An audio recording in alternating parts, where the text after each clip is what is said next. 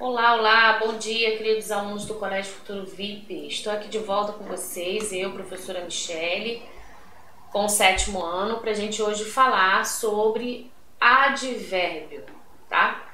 E locução adverbial, ok? Então vamos lá, prepara seu material para a gente dar continuidade, né, aos nossos estudos, hoje vendo essa nova matéria.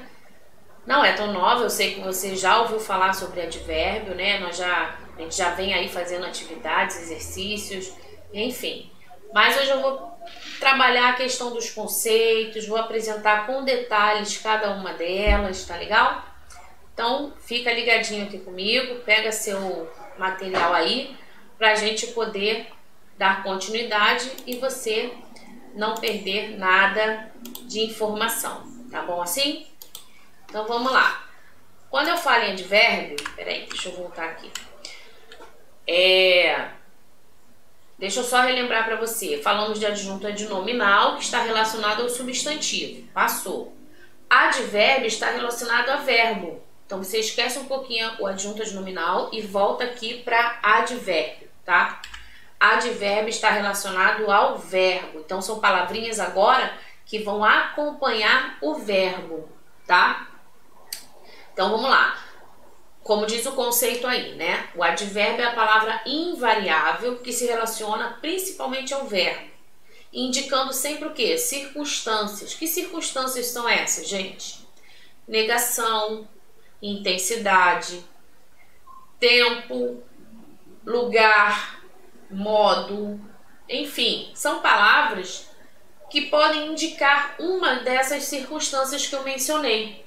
Quando eu digo aqui, ali, lá, quando eu digo não, quando eu digo cedo, tarde, por exemplo, quando eu digo rapidamente, vagarosamente. Repara, todas essas palavras estão indicando para mim, para você, o quê? O tempo, o lugar, né? O modo como aconteceu alguma coisa. Então, elas sempre estarão relacionadas ao verbo, indicando essa circunstância, ok? Esses advérbios, eles podem também se relacionar ao adjetivo e ao próprio advérbio, tá? Como a gente vai ver aí adiante nos exercícios e nos exemplos que eu trouxe aí para vocês. Bom, advérbio, então, existem várias formas, né, conceitos para você entender. E aí é o seguinte, o advérbio ele modifica, olha só essa palavrinha aqui, ó, modifica, tá vendo? Ele modifica o que, gente? O sentido do verbo. Lembra que eu falei que o advérbio está relacionado ao verbo? Então, quando eu digo que ele modifica o sentido do verbo, por exemplo, se eu digo assim, dormiu, ele não só dormiu, mas ele dormiu cedo. Se eu digo, então, ele dormiu muito cedo, repara, eu trouxe nessa oração mais informação.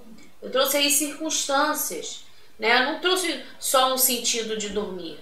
Mas ele dormiu muito, ou seja, eu intensifiquei a informação com a palavra muito e ainda eu disse o momento, o tempo, né? Ele dormiu muito cedo, tá?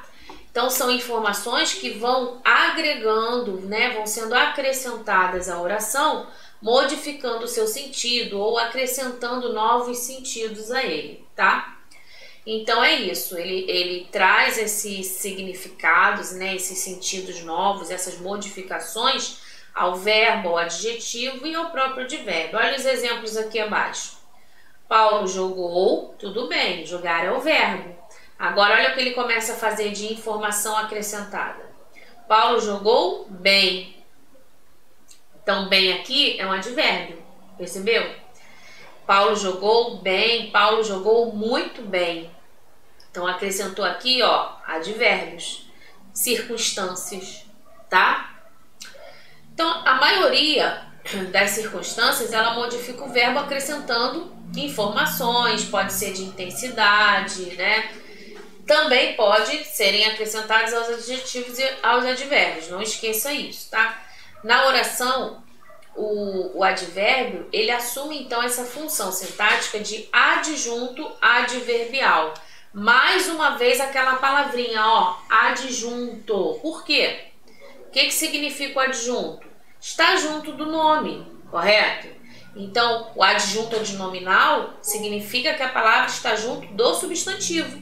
Aqui, adjunto adverbial significa que está junto do verbo, tá? Locução adverbial, gente. Normalmente expressa, a locução adverbial, ela é expressa por uma preposição mais um substantivo, tá? E aí vai ter valor e sentido de advérbio. Vamos ver o exemplo aqui. Sem jeito, sem, tá vendo? Ó? Sem, aqui, a minha setinha aqui, ó. Sem é uma preposição e o jeito é um substantivo. Então, sem jeito é uma locução adverbial, tá? Às pressas, ó, o as craseado aqui é uma preposição, tá? Então, às pressas eu tenho também locução adverbial. De graça, gente, isso é de graça. De graça. De é preposição, você já sabe. E graça, funcionando junto do de aqui, eu tenho uma locução aqui adverbial, tá? Com carinho. Com é uma preposição, percebeu? Então, com carinho, locução adverbial. E assim vai, tá? Então, você pode encontrar advérbios ou locuções adverbiais. Observe aqui esses exemplos. Olha só. Esta menina fala bem. Qual é o verbo? Fala. A setinha indicando, né? E o bem? É o advérbio de modo, tá? A de baixo. Esta menina é bem alta. Bem, advérbio de intensidade, né? E alta, olha aí o adjetivo aí. Então, confirmando aqui que o advérbio pode vir também junto, né, de um adjetivo, tá? Trazendo uma circunstância, ok? Olha a terceira oração. Esta menina fala muito bem. Muito é um advérbio de intensidade. E o bem é advérbio de modo, tá? Então é isso, gente. É só observar o verbo e as palavras que estão ao lado do verbo se referindo a ele como forma de circunstância. Não vá confundir com o objeto direto e objeto direto, que é complemento verbal. É quando você faz a perguntinha ao verbo e o verbo necessita de complemento. Então, separa essas ideias na sua cabecinha, tá? Então, vamos lá, vamos seguindo.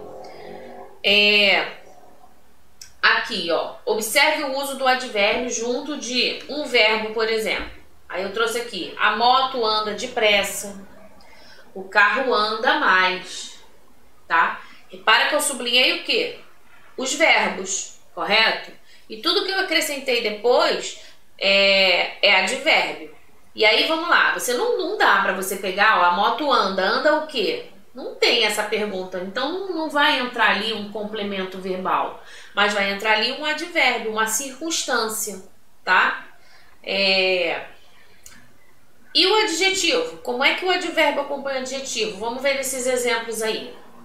Ela é muito bela. Repara que eu sublinhei o é. Esse é acentuado é o verbo, ele pertence, né, ao verbo ser. Eu sou, tu és, ele é, nós somos, correto? Então, ela é muito bela.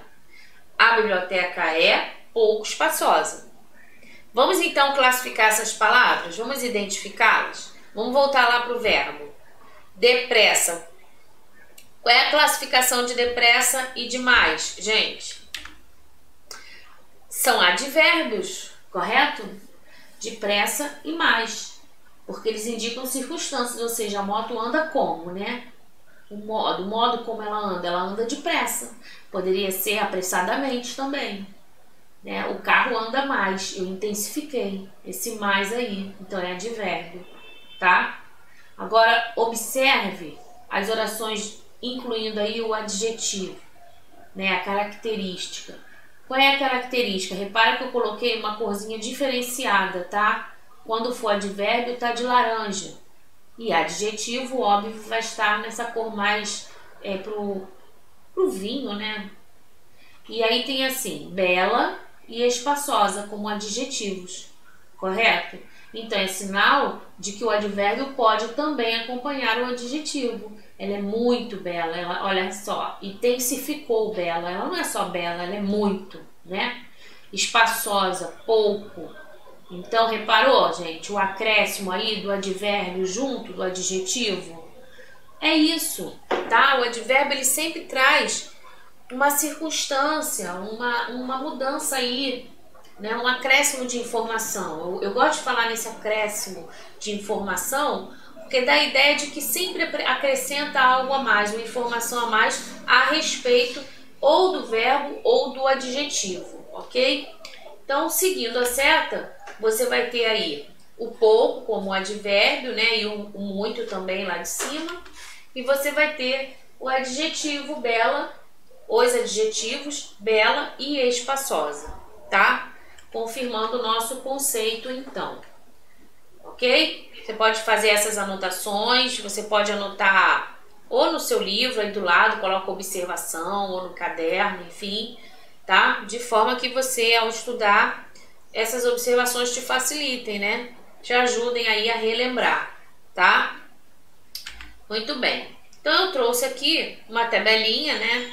Indicando a circunstância e as palavras que indicam essa circunstância.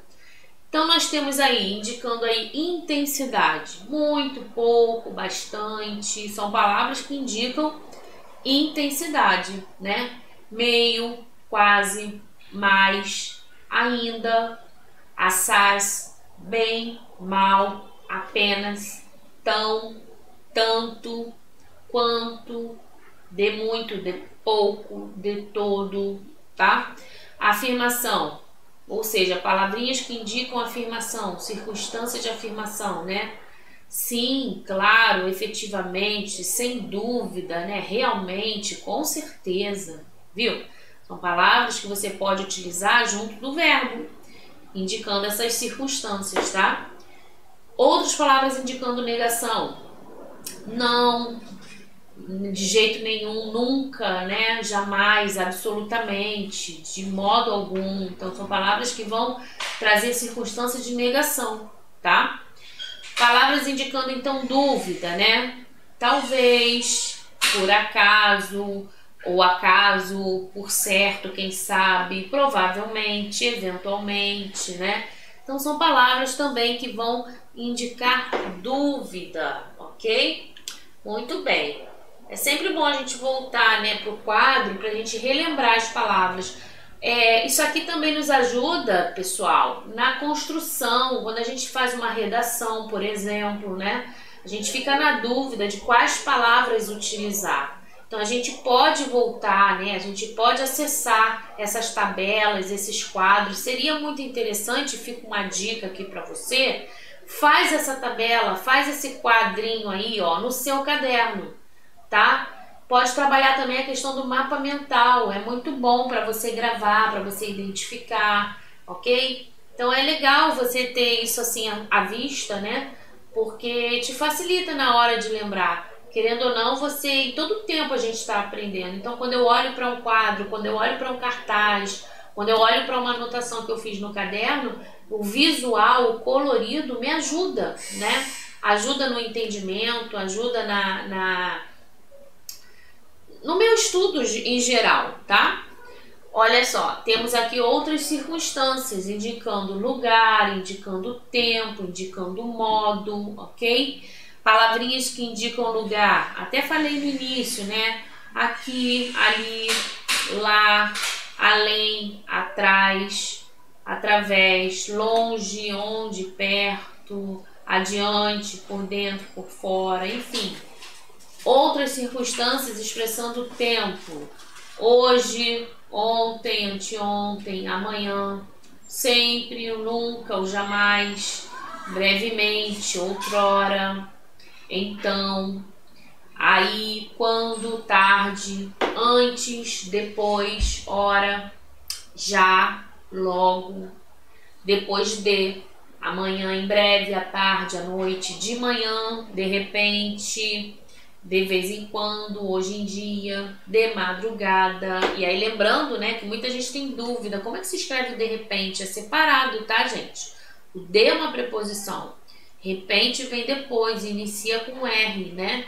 E eu já vi muita escrita de repente aí junta e errada, tá? Então, de, separadinho, repente, ok? Indicando a circunstância de tempo, tá? E circunstâncias indicando aí um modo. Bem, mal, assim, depressa, devagar, rápido. Quase todos os advérbios formados pelo acréscimo do sufixo mente, isso é importante, ó, sublinha, aliás, sublinha não, né? Você tem que copiar e marcar aí de amarelo, de vermelho, isso é muito importante. Todas, olha só, os advérbios formados pelo acréscimo desse sufixo aqui mente, por exemplo, lentamente, rapidamente, velozmente, tranquilamente, facilmente, alegremente, tá? Tudo isso aqui é o quê? Advérbio de modo. Então fica fácil você identificar, você lembrar, ok? Muito bem, vamos seguindo. Eu trouxe aqui para você uma crônica muito interessante, muito legal. E essa crônica, se não me engano, ela está no seu livro, na página 65. Depois você dá uma olhada lá. Se você quiser acompanhar a leitura aqui comigo, você pode abrir no seu livro. Essa crônica, o que acontece? Eu trouxe ela, desculpa, para a gente poder perceber, né, que os verbos, se você observar ao lado dos verbos, você vai encontrar muitos advérbios, muitos adjuntos adverbiais, né? Se você observar os substantivos, você vai encontrar os adjuntos adnominais ao lado. Então é legal quando você lê, começa a ler um texto e começa a observar essa questão da parte gramatical, das regras, né, da língua portuguesa. E é assim que a gente vai aprendendo, vai desenvolvendo e vai sendo capacitado também a criar o nosso próprio texto, as nossas redações, correto? Então, olha só, esse texto é uma crônica, né? E crônicas, gente, deixa eu só dar uma lembrada aí para vocês, né? É um gênero textual, narrativo, pertence aí à narrativa, né? Ao tipo narrativo. Por quê? Porque a crônica ela vai apresentar também os elementos que compõem uma narrativa. Que elementos são esses? Vamos lembrar. Personagens, né? A ação que envolve, o lugar, o tempo, né? O momento em que acontecem as coisas. Vocês vão perceber que essa crônica ela tem tudo isso. Ela tem personagens, ela tem acontecimento, ela tem o lugar, o momento onde acontece, em que tempo acontece, tá? Então é isso.